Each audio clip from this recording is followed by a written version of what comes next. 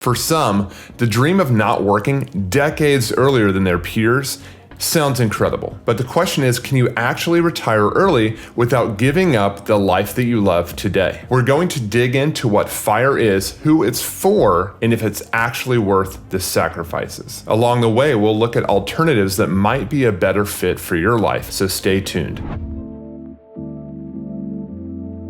First off, if you're unfamiliar with the term FIRE, it stands for Financial Independence, Retire Early. The core of the FIRE movement is all about life hacking your way to a super high savings rate to fund this early retirement. This savings rate can be up to 70% if you're committed enough. Yes, and I mean saving and investing 70% of every paycheck. You focus on minimizing expenses, investing heavily, hitting the FIRE number that lets you live off passive income indefinitely. For some, it's an amazing path, especially for high earners that can pull this off and want to escape a job that doesn't quite bring fulfillment. But the question is, how much of your present life are you willing to sacrifice to get there? There are a few different popular approaches to FIRE, each with slightly different goals. First, there's lean FIRE. This is probably the most frugal, the most conservative of all, typically cutting out almost anything that would hinder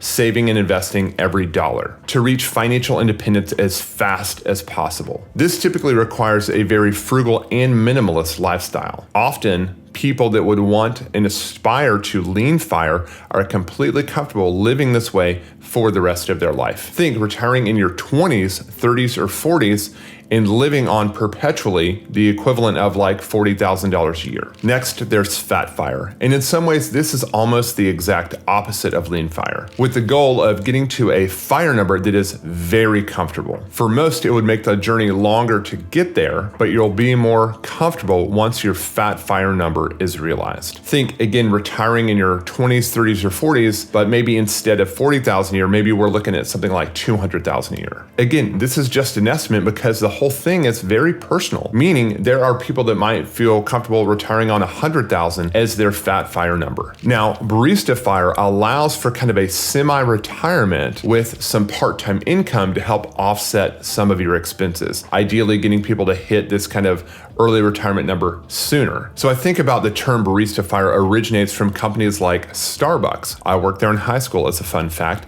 and it's one of the few places where people can get health benefits at a reasonable cost with only part-time employment, think 20 hours a week. So barista FIRE would enable someone to maybe aggressively save for this retirement number, but be able to have this kind of part-time job where they can go in, have a good time, shake hands, give some high fives, work 20 hours a week, and still have maybe the healthcare benefits that they require. Again, important to note here that it's all about flexibility and not having everything to be dependent on your investments at an early age. And now lastly is Coast FIRE. This is typically where you invest aggressively in your early working years to build up this big nest egg that turns into this runaway train of compound interest, enabling you to kind of pull back, maybe even stop your contributions, knowing that you're going to eventually get to this retirement number. Again, it doesn't necessarily mean that you have to wait until 65 to retire. People can be in the Coast FIRE crowd and still retire at maybe 55 if they want to, depending on how they run the math and all the other things that fall into place. So let's break down a quick example. If you make $100,000 a year and aim to save 70%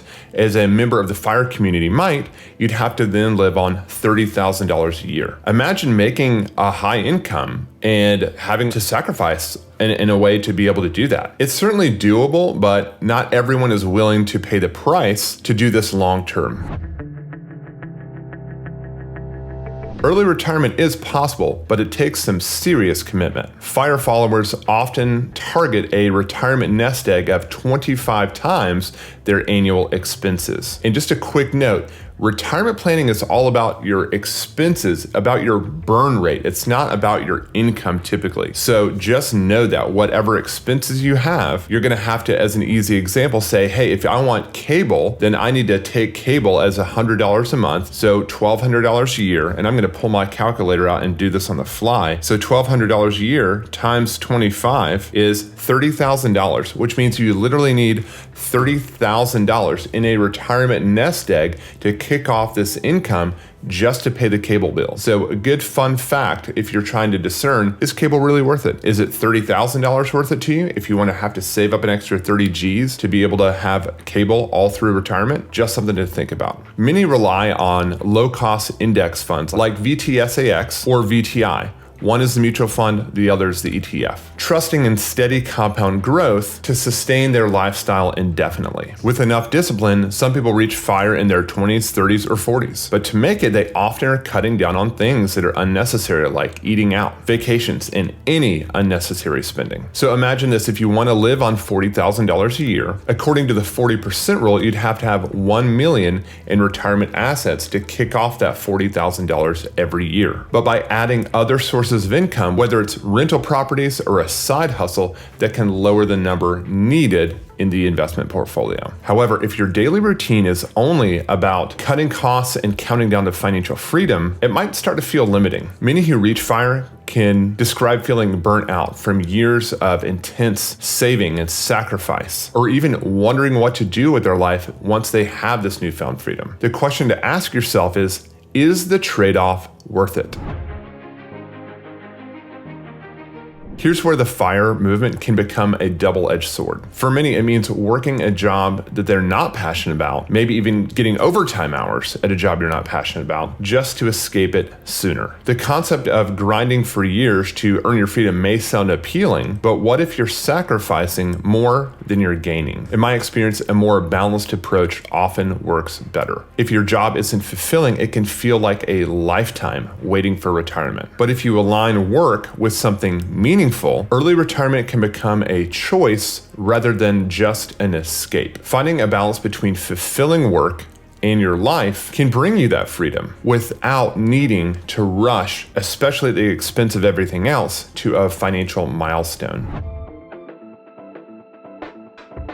I totally understand that it's easier said than done to find your passion, or at least a job you don't hate. But let me introduce a Japanese concept that at least gives a hint at the direction you might want to go. Ikigai. It's a Japanese concept that revolves around finding purpose in your life. A balance of what you love, what you're good at, what the world needs, and what you can get paid for. When these elements overlap, you reach Ikigai, a state where your work becomes something that you genuinely look forward to because it fulfills you on multiple levels. Instead of just purely focusing on the idea of an early exit from work, Ikigai encourages us to find a career that brings satisfaction and fulfillment each and every day. If you're already enjoying what you do, the pressure to hang it up early fades. You're creating a meaningful life where work and purpose coexist. And for me, this is super resonant because I remember finding out about the FIRE movement. You can read the blog Mr. Money Mustache.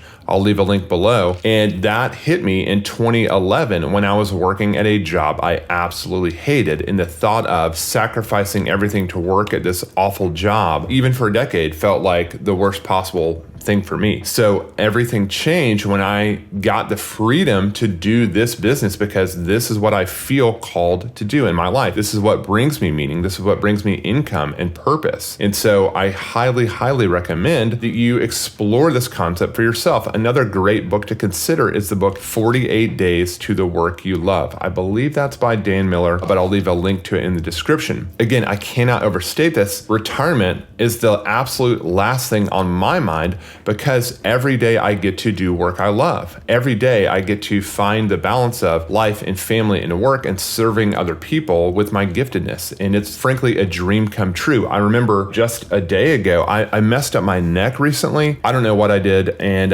it's been driving me crazy. I went to a chiropractor and it's more muscle than, joint or whatever. I got a massage on like a Thursday morning, and I didn't have anything on my calendar until 1. And I just remember really reflecting with gratitude. I got to take a walk with my wife. We went on a 1.3 mile walk up to a coffee shop, had coffee, came back. I showered, I went to this massage, and then grabbed some lunch. And it just felt like I'm pinching myself. Like, I can't believe I have the freedom to do this. And this was a dream of mine for years. So I think for me, I spent more time focusing less on the FIRE side of the equation and more on like building my skills and taking risks and getting to a place where I could pull the trigger on this work that I get to do now. So hopefully that resonates with you, and maybe inspires you to continue down that path. So alongside Ikigai, automation can absolutely be a game changer. Whether you decide to follow the FIRE movement or, reach financial freedom for other reasons, it doesn't have to be as limiting as I described at the beginning of the video. By automating your saving, spending, expenses, and investments, you're creating a financial cushion without the constant, micromanaging of a budget, while your goals become inevitable. Think of automation as setting up separate accounts for the bills, for spending, for saving, and investing, all working together on autopilot without needing to check in and micromanage constantly. This way, you're steadily building a financial safety net while focusing on working on your dream job or finding it, like it happened with Ashley.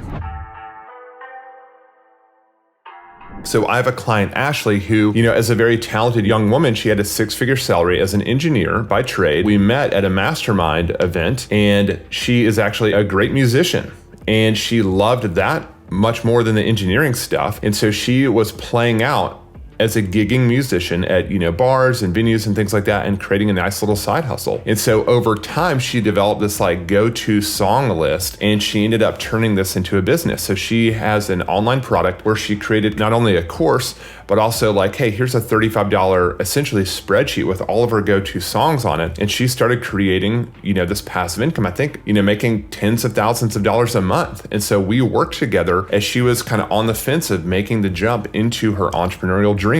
And so because she had this automation setup that we installed together, she realized she had 6 months plus of savings and ready to go. And so she kept growing that with all of her side hustle income, and that gave her the courage to jump in with both feet and cut the corporate job that wasn't bringing her the fulfillment that she wanted, and was able to go all in on the business and on the music side of her life. Stock finances in general is a very personal thing, and some people might not want to open up about it, but I think you just make it such an open, judgment-free, safe kind of space that it's something that you actually want to talk about. I think you're just so personable and easy to get along with. So I think that builds this trust, right? And with your experience that you bring, I think it's easy to trust as well, because it's okay, he knows what he's talking about. I feel comfortable getting advice from him about how to get from point A to point B. So in conclusion, can you retire early? Absolutely. But it's not the only way to find freedom. Financial independence is about a choice, whether to retire, switch careers, or pursue something entirely new. It doesn't have to be just about saving, and certainly not with this all or nothing mindset of saving 50 to 70% or nothing. I think most people making 6 figures plus can find a sweet spot between saving 10% and 70% and enjoy the journey. It's about living with intention, finding purpose, and designing a life that you don't need an escape from. Thanks for watching.